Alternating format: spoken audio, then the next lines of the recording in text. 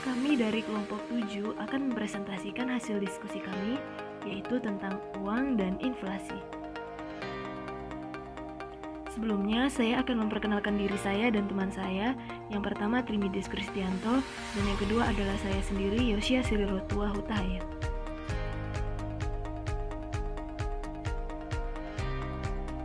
Saya akan menjelaskan materi uang. Pengertian uang. Uang adalah sesuatu yang biasa diterima oleh masyarakat umum sebagai alat pembayaran dan sebagai alat tukar menukar. Alat tukar yang bisa berupa benda apa saja yang dapat diterima oleh setiap orang di masyarakat dalam proses pertukaran barang dan jasa. Sebelum uang diciptakan, masyarakat pada zaman dahulu melakukan perdagangan barter. Barter merupakan pertukaran barang dengan barang. Bagaimana uang bisa ada? Sejarah uang. Dahulu kala manusia hanya mencukupi kebutuhan diri sendiri dari alam yang ada di sekitarnya saja, seperti makanan, tempat tinggal, bahkan pakaian, memanfaatkan alam dan membuatnya sendiri. Namun mereka sadar bahwa kebutuhan itu tidak cukup. Mereka membutuhkan barang dan jasa lainnya, maka muncullah sistem barter atau pertukaran barang satu dengan yang lain sesuai kesepakatan oleh dua pihak. Karena sistem barter dirasakan kurang efisien, maka orang-orang mulai membuat uang logam yang terbuat dari perak dan emas. Nilai harga barang terus bertambah sedangkan uang logam jumlahnya cukup terbatas. Kala itu maka dimulailah pengenalan uang kertas dengan nominal yang jauh lebih tinggi daripada uang logam. Syarat-syarat uang. Yang pertama, ringan dan mudah dibawa. Yang kedua, tahan lama. Yang ketiga, jumlahnya terbatas dan tidak dapat mudah dipalsukan. Yang keempat, mudah dibagikan tanpa mengurangi nilai. Yang kelima, memiliki nilai yang cenderung stabil. Yang keenam, kualitasnya cenderung sama. Yang ketujuh, diterima secara umum.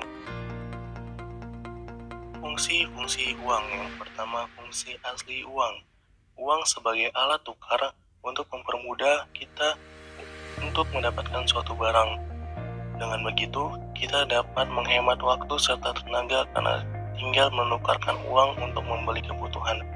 Uang sebagai alat ukur mampu menentukan besaran nilai suatu barang. Misalnya, harga penggaris yang akan dibeli Teddy senilai Rp3.000 menunjukkan bahwa Teddy cukup membayarnya uang sejumlah Rp3.000 untuk mendapatkan penggaris.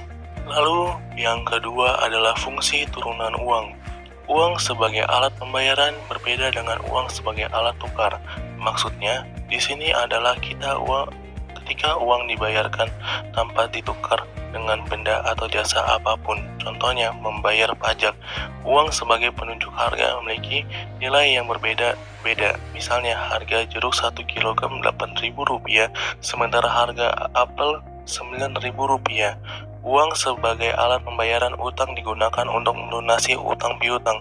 Uang sebagai alat penimbun kekayaan dapat digunakan ketika ada keperluan mendadak. Berdasarkan bahan dari uang dibedakan menjadi dua. Yang pertama, uang logam. Uang yang terbuat dari emas, perak, perunggu yang nominalnya kecil seperti Rp100, Rp200, Rp500, dan Rp1.000. Yang kedua, uang kertas. Uang yang terbuat dari lembaran kertas atau bahan lainnya yang menyerupai kertas. Selanjutnya, berdasarkan nilai. Dibagi menjadi dua, ada bernilai penuh dan tidak bernilai penuh. Bernilai penuh, uang yang nilai intrinsiknya sama dengan nilai nominal. Misalnya, uang emas pada uang logam Rp500 bernilai sama dengan nominalnya. Yang kedua, tidak bernilai penuh. Nilai intrinsik lebih kecil dari nilai nominal. Biasanya terdapat pada jenis uang kertas. Lalu berdasarkan kebutuhan perdagangan perekonomian modern. Yang pertama, uang giral. Uang yang dimiliki masyarakat dalam bentuk simpanan seperti deposito, giro, telegrafik, transfer, cek. Lalu yang kedua, uang kartal, alat bayar yang sah dan wajib digunakan oleh masyarakat dalam melakukan transaksi jual beli sehari-hari. Selanjutnya adalah inflasi. Inflasi itu apa sih? Inflasi merupakan kenaikan harga secara umum dan terus-menerus dalam jangka waktu tertentu.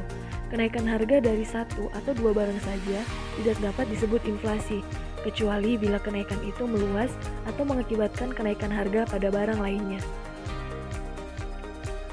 Jenis inflasi jika dilihat dari keparahannya terbagi menjadi 4, yaitu inflasi sedang, inflasi ringan, inflasi tinggi, dan hyperinflasi. Inflasi sedang adalah kenaikan harga barang masih di bawah angka 10% dalam setahun. Jenis inflasi ini ditandai dengan kenaikan harga yang cukup besar dalam waktu singkat. Inflasi ringan merupakan kenaikan harga hingga 30% per tahun. Ciri inflasi ini adalah kenaikan harga yang relatif lambat dan berlangsung dengan lambat. Inflasi tinggi merupakan kenaikan harga barang atau jasa berkisar 30% hingga 100%. Inflasi ini adalah yang tergolong berat. Harga kebutuhan masyarakat naik secara signifikan dan sulit dikendalikan.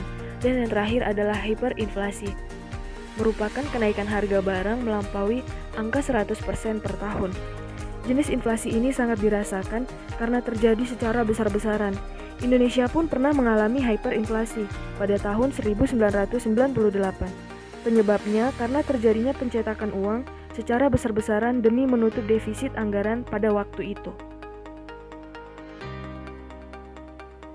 Jenis inflasi jika dilihat dari penyebabnya terbagi menjadi 2. Yang pertama adalah demand pull inflation.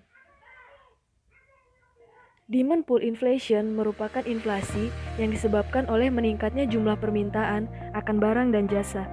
Demand pull inflation terjadi ketika permintaan akan barang dan jasa meningkat, maka kurva permintaan total atau D bergeser dari D1 ke D2.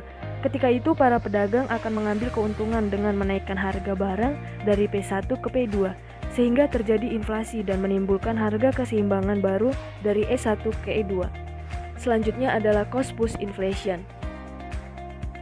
Cost push inflation merupakan inflasi yang disebabkan oleh kenaikan biaya produksi.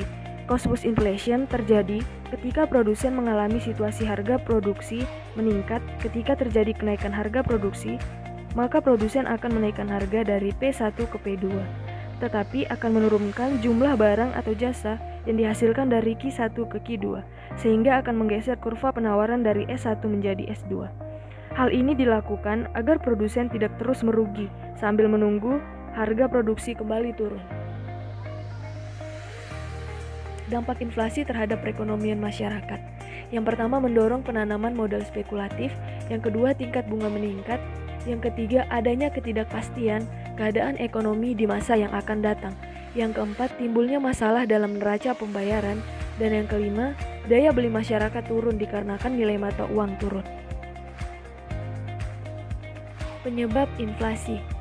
Yang pertama, jumlah uang yang beredar terlalu berlebihan sehingga melebihi keuntungan. Yang kedua, tradisi masyarakat yang bersifat konsumtif sering mengimpor barang. Yang ketiga, terjadinya bencana alam. Yang keempat, terjadinya defisit pada APBN. Yang kelima, terjadinya ekspresi kredit. Yang keenam, pengenaan pajak pada konsumen. Dan yang ketujuh adalah kenaikan harga BBM. Bagaimana cara mengatasi inflasi? Cara mengatasi inflasi terbagi menjadi 3. Yang pertama adalah kebijakan fiskal. Kebijakan fiskal merupakan langkah untuk memengaruhi penerimaan dan pengeluaran pemerintah. Kebijakan ini meliputi yang pertama, mengurangi pengeluaran pemerintah, dan yang kedua, meningkatkan tarif pajak dan melakukan pinjaman. Yang kedua adalah kebijakan moneter. Kebijakan moneter merupakan segala bentuk kebijakan yang diambil pemerintah di bidang moneter atau keuangan dengan tujuan untuk menjaga kestabilan moneter. Kebijakan ini meliputi yang pertama, menambah atau mengurangi jumlah uang beredar. Yang kedua, mengatur tingkat suku bunga. Yang ketiga, kebijakan operasi pasar terbuka. Yang ketiga adalah kebijakan lain. Selain kebijakan fiskal dan moneter, pemerintah masih mempunyai cara lain untuk mengendalikan inflasi yang meliputi pertama, meningkatkan produksi, kedua, menambah jumlah barang di pasar, ketiga, menetapkan harga maksimum untuk beberapa jenis barang, dan yang keempat, menstabilkan pendapatan masyarakat. Sekian presentasi dari kami, lebih dan kurang kami mohon maaf.